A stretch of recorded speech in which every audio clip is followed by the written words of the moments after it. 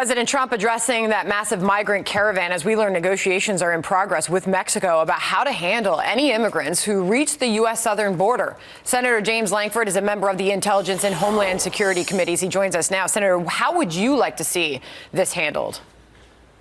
Well, I think actually President Trump is handling this the right way. He's working with the Honduran government, the Guatemalan government, the Mexican government to say you have individuals that are moving across your country that don't have legal status to move there.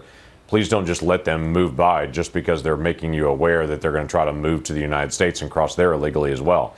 The Guatemalan government has already returned 3,500 people that they have pulled out when they crossed from Honduras into Guatemala and trying to get into Mexico.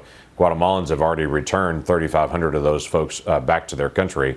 So the Mexican government's helping us. Others are engaging. That's the right way to be able to handle it. But the president has not ruled out the military option. He says this is still on the table and he will throw all the resources at the border as it is needed.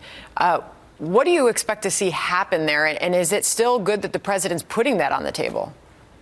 Sure it is. Yeah. What's interesting is I've had some Democratic colleagues say, I can't believe the president would call out the National Guard for this, forgetting that President Obama called out the National Guard during the unaccompanied minors, during that push that happened in 2013 and 14.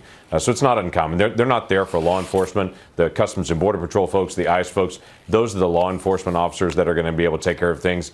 But the National Guard can come in a support role to what's happening in Customs and Border Patrol. It's been done many times before, should be done this time as well, if the need is there. If we could just, Senator, step back and look at this more broadly, and I'll ask you the question: how did we get here? How did this all come to this point?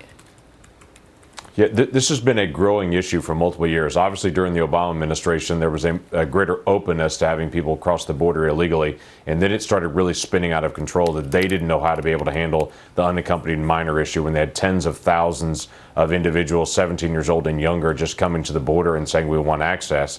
Those individuals were then placed in the homes of people that are here in the country already illegally as sponsors. So they were reconnecting with families here, and that has just caused this rolling chain reaction. Now with so much of the media covering families coming in, if families cross the border they can get access to, it's created a push of individuals to come to our border. If you bring a child, then they have a perception that if I bring a child, I'm a family unit, I'm going to get into the United States for free, basically.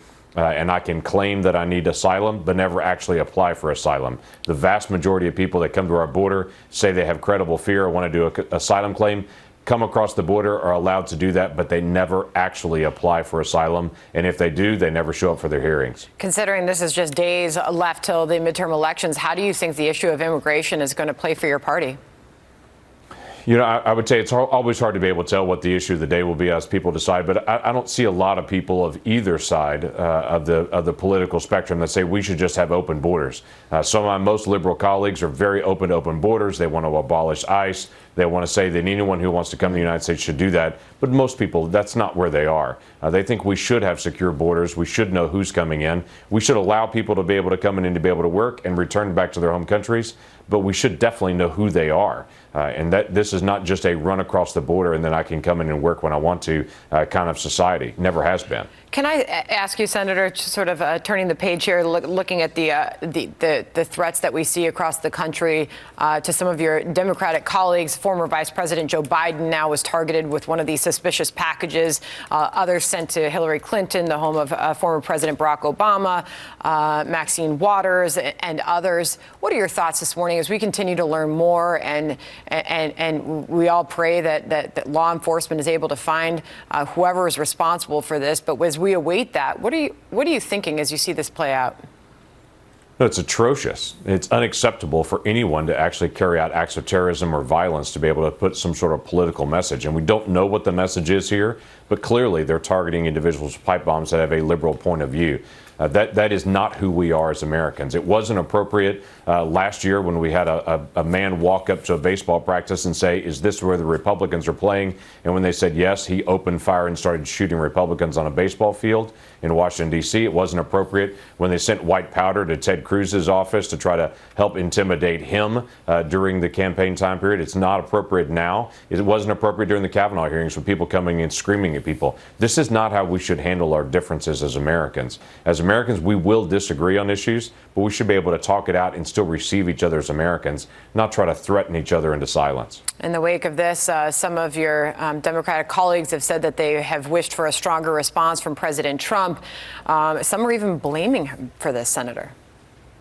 No, I don't think you can blame President Trump on it. Obviously, this is someone who's sick and deranged that is trying to be able to put some sort of threats out there and put these pipe bombs out. That's not healthy. That's not normal human behavior, to say the least. But trying to be able to blame President Trump is absurd in this process. We didn't try to run blame all Democrats when a shooter came to shoot Republicans at a baseball field to say all Democrats are to blame for this in their rhetoric.